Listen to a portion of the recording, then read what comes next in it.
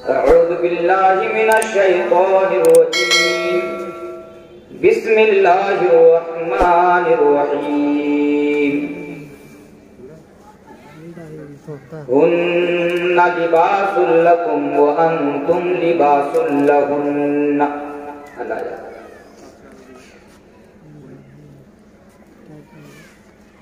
ہر قسم کی تعریفات اللہ رب العالمین کے لیے لائق اور زیبا ہے، جس نے ہمیں اور آپ کو مسلمان بنایا، ہمیں اور آپ کو نبی اکرم جناب محمد رسول اللہ صلی اللہ علیہ وسلم کے امتی ہونے کا شرف بخشا، اور پھر جس نے ہمارے اور آپ کی کامیابی و کامرانی کے لیے، فلاح و بہبودی کے لیے آخری رسول جناب محمد رسول اللہ صلی اللہ علیہ وسلم کو بھیجا، بعدہ نبی اکرم جناب محمد رسول اللہ صلی اللہ علیہ وسلم پر ہزار ہزار درود و سلام نازل ہو، اللہم صلی علیہ وسلم بارک علیہ۔ اسٹیج پر تشریف فرما ہوئے نہایت ہی معزز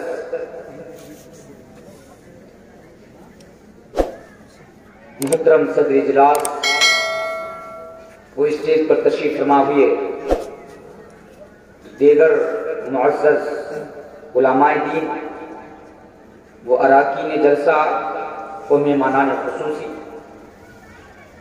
اور چاروں اطراف و اکناف سے آئے ہوئے بزرگوں، نوجوان بھائیوں، عزیز بچوں، اور پردہ کے سائڈ میں بیٹھی ہوئی میری مائیں اور بہنیں، سامعین، رات کافی دور کی ہے، اس کے باوجود بھی اتنی دیر تک پوری دل جمی کے ساتھ بیٹھ کر قرآن اور حدیث کی باتیں آپ سن رہے ہیں، اس لیے میں آپ تمام کو دلی مبارکباد پیش کرتا ہوں، اور ساتھ ہی ساتھ اللہ تبارک و تعالیٰ سے دعا کرتا ہوں کہ الہ العالمین تو ہمارے آنے کو، ہمارے بیٹھنے کو اور ہمارے سننے کو تو قبول عطا فرما، اللہم آمین۔ محترم سامعین و حاضرین جلسہ، میں بلا تمہید آپ لوگوں کا وقت ضائع اور برباد نہ کرتے ہوئے قرآن کریم کے اندر سے جو آیت کریمہ آپ کے سامنے پڑھی گئی ہے اس کو مد نظر رکھتے ہوئے چند باتیں حقوق الزوجین کے تعلق سے میں آپ لوگوں کے سامنے رکھوں گا انشاءاللہ تعالی۔ آج اس مضمون کو میں نے آپ لوگوں کے سامنے کیوں اٹھایا، میری باتوں کو غور سے اور پوری توجہ کے ساتھ آپ سنیے، اس لیے کہ ہمارے گاؤں میں، ہمارے سماج میں آج ایک بیماری بڑی تیزی کے ساتھ پھیل رہی ہے، اور وہ بیماری یہ ہے کہ ذرا ذرا سی باتوں کے لیے اپنی بیوی کو ڈیورس دے دینا، ذرا ذرا سی باتوں کے لیے اپنی بیوی کو چھوڑ دینا، ذرا ذرا سی باتوں کے لیے اپنی بیوی کو طلاق دے دینا۔ میرے بھائیوں، اسلام میں اس کی گنجائش تو ہے، لیکن میرے بھائیوں اس کا مطلب یہ نہیں ہے کہ آپ ذرا ذرا سی باتوں کے خلاف اپنی بیوی کو چھوڑ دے، ذرا ذرا سی باتوں کے خلاف اپنی بیوی کو طلاق دے دے، ان کو ڈیورس دے دے، ایک چیز۔ دوسری چیز بڑے افسوس کے ساتھ مجھے کہنا پڑ رہا ہے، میرے بھائیوں، آج ہمارے سماج کے اندر، ہمارے معاشرے کے اندر رہنے والے لوگوں کے بارے میں بتا کر جا رہا ہوں کہ انہیں نماز کا مسئلہ تو معلوم ہے، نماز کیسے پڑھی جاتی ہے، کتنے وقت کی نماز، کتنے ٹائم کی نماز ہمارے اوپر فرض ہے، یہ مسئلہ ہمیں معلوم ہے لگ بھگ سب کو۔ روزے کا مسئلہ ہمیں معلوم ہے، زکوٰۃ کا مسئلہ بھی ہمیں معلوم ہے، لیکن بڑے افسوس کے ساتھ یہ بتا کر جانا پڑ رہا ہے کہ آج ہماری داڑھی پک گئی، آج ہمارا بال پک گیا، آج ہمارا بال پک گیا، ہمارے گھر میں 4 10 بچے ہیں، ہم 10 بچے کے باپ ہیں، ہم 10 بچے کی ماں ہیں، لیکن ہمیں یہ علم نہیں ہے، ہمیں یہ معلوم نہیں ہے، ہمیں یہ پتہ نہیں ہے کہ بیوی کا حق شوہر کے اوپر کیا ہے اور شوہر کا حق بیوی کے اوپر کیا ہے۔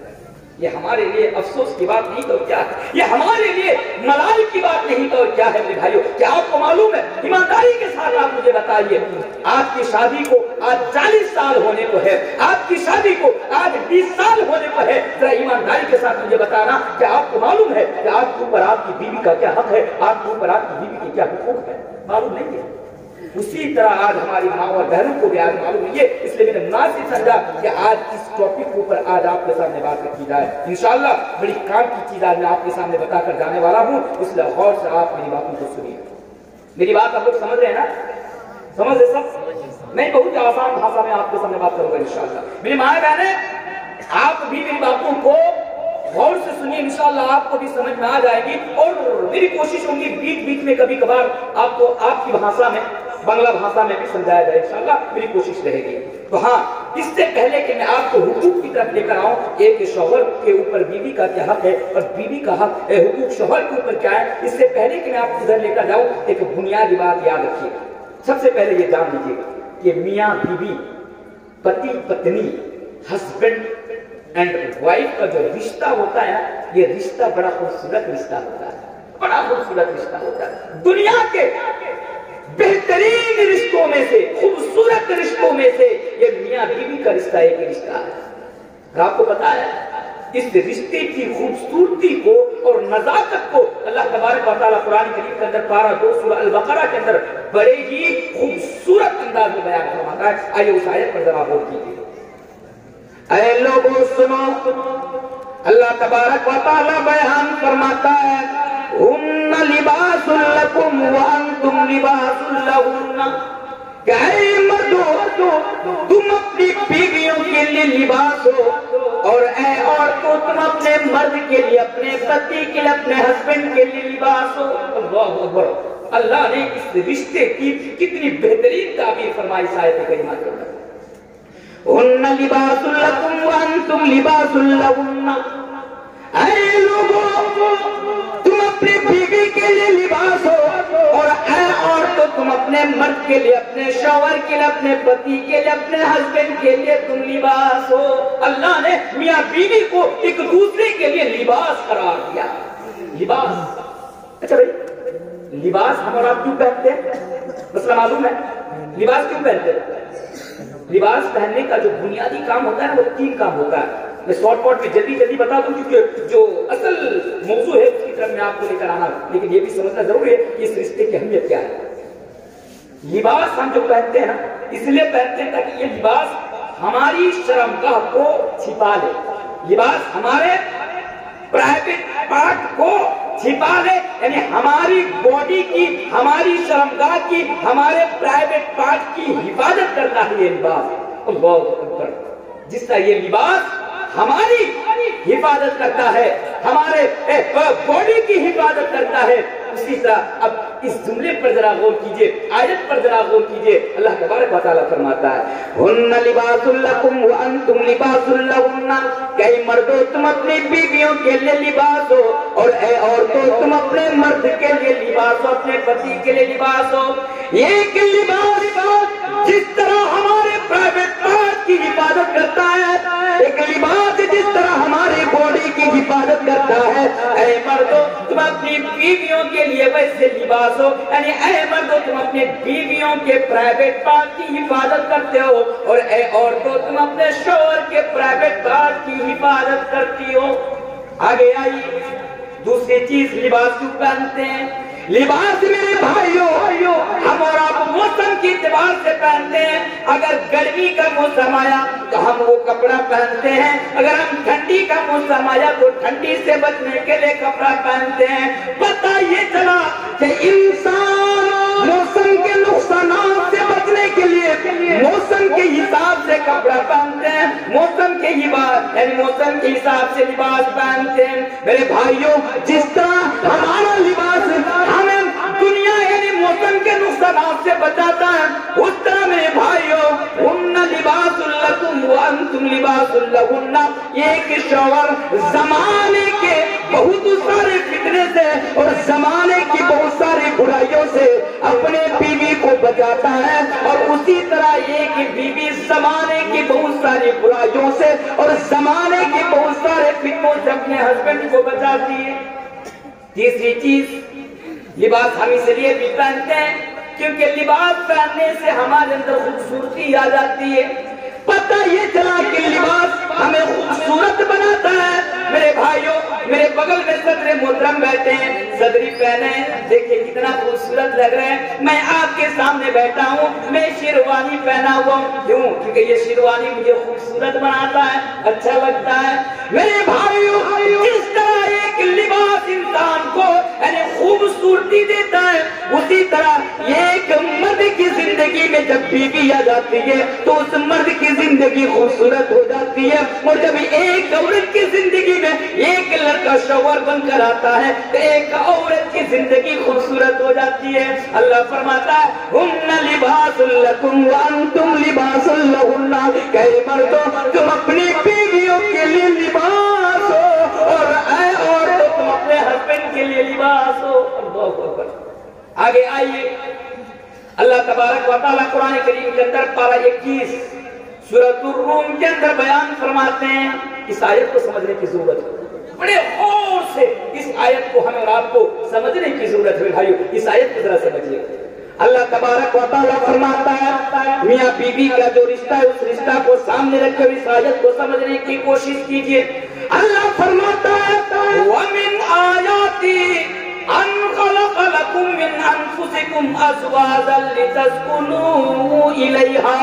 اللہ اکبر. اللہ تبارک و تعالیٰ فرماتا ہے کہ اے لوگو، اللہ تبارک و تعالیٰ کی نشانیوں میں سے ایک بہت بڑی نشانی یہ ہے کہ اللہ تبارک و تعالیٰ نے تمہارے لیے تمہاری بیویوں کو بنایا.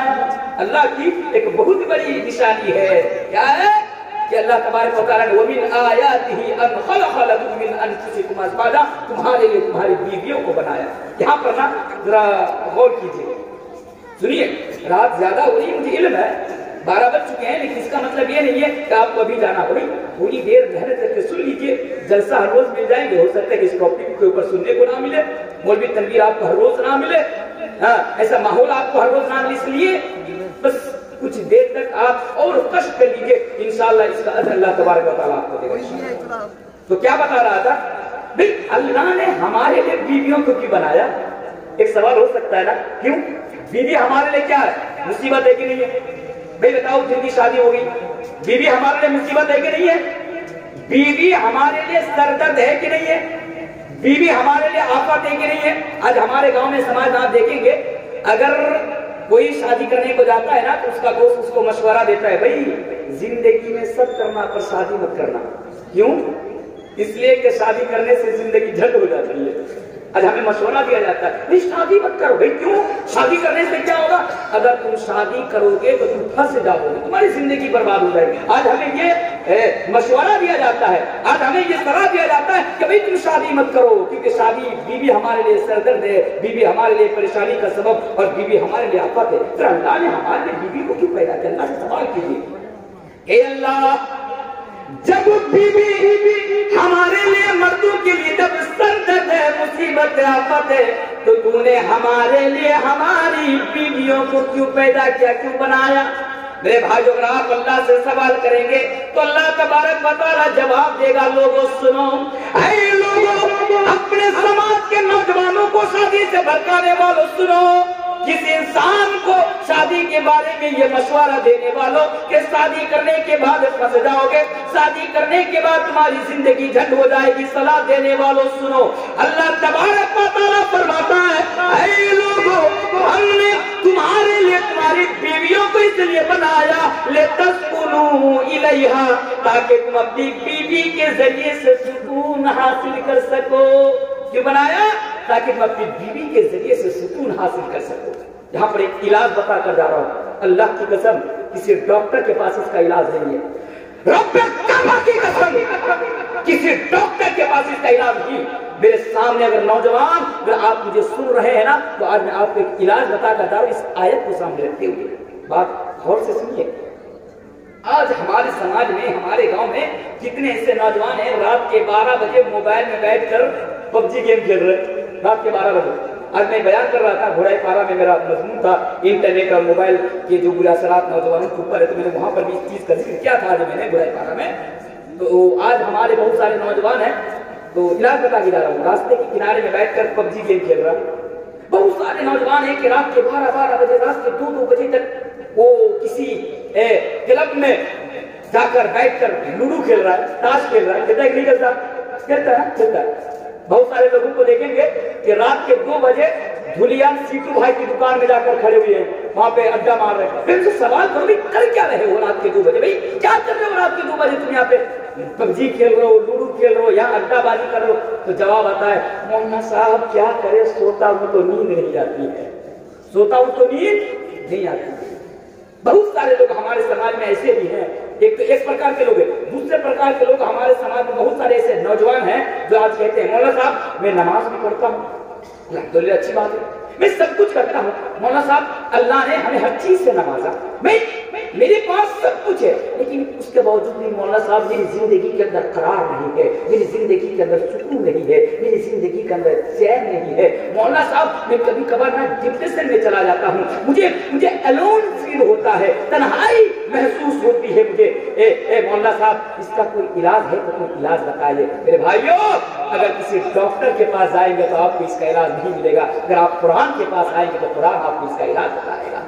नौजवानों सुनो, अगर तुम्हारी जिंदगी के अंदर सुकून ना हो, करार ना हो, चैन ना हो, नौजवानों सुनो, अगर रात के 2 बजे तक, 3 बजे तक तुम्हें नींद नहीं आती है, कभी कभार तुम डिप्रेशन का शिकार हो जाते हो, तो सुनो अल्लाह तबारक व तआला फरमाता है मेरे बंदो तुम निकाह कर लो, इसलिए कि तुम्हारी बीवियों को हमने इसलिए बनाया ले तस्कुनु इलैहा, ताकि तुम अपनी बीवी के जरिए से सुकून हासिल कर सको। मेरे भाइयों, आज मैं सबकी मौजूदगी में कुरान की आयत को सामने रखते हुए ये बात मैं कहकर जा रहा हूँ, रब्बे काबा की कसम, ये कि बीवी अपने हस्बैंड को, अपने शौहर को, अपने पति को जो सुकून दे सकती है, कायनात की कोई दूसरी चीज वो सुकून नहीं दे सकती है। कायनात की कोई दूसरी चीज वो सुकून नहीं दे सकती है। इसलिए आप क्या करें, निकाह कर ले, निकाह में देरी ना करें, निकाह में देरी ना करें, आप निकाह करें। बात समझ आ रही है ना? ऐसा ना हो कि भैंस का आगे 20 बजा रहा हो, भैंस पाग उड़ा है, ऐसा नहीं है ना मसला। भाई अपना मतलब दूसरे बात सुन तो, हाँ दूसरे बात सुन, सुनिए निकाह कर लीजिए। अगले टुकड़े पर आयत की फिर चला मैं आपको हुक्म की तरफ लेकर आ जाऊंगा। अगले टुकड़े पर याद रखिए, अल्लाह तबारक व तआला आगे बयान फरमाता है, ये भी गौर करने की चीज है मेरे भाइयों, वजअल बैनकुम मवद्दतन व रहमा। ऐ लोगों सुनो, अल्लाह तबारक व तआला फरमाता है कि मियां बीवी के दरमियान जो मोहब्बत होती है, मियां बीवी के दरमियान जो प्यार होता है, मियां बीवी के दरमियान देखिए जो मोहब्बत होती है, अल्लाह फरमाता है लोगों ये मोहब्बत कहीं और पैदा नहीं होती। फिर से आप इस आयत को आप इस तरह भी समझ कर सुन लीजिए, आपके दरमियान और आपकी बीवी के दरमियान जो मोहब्बत है, वजअल बैनकुम मवद्दतन व रहमा।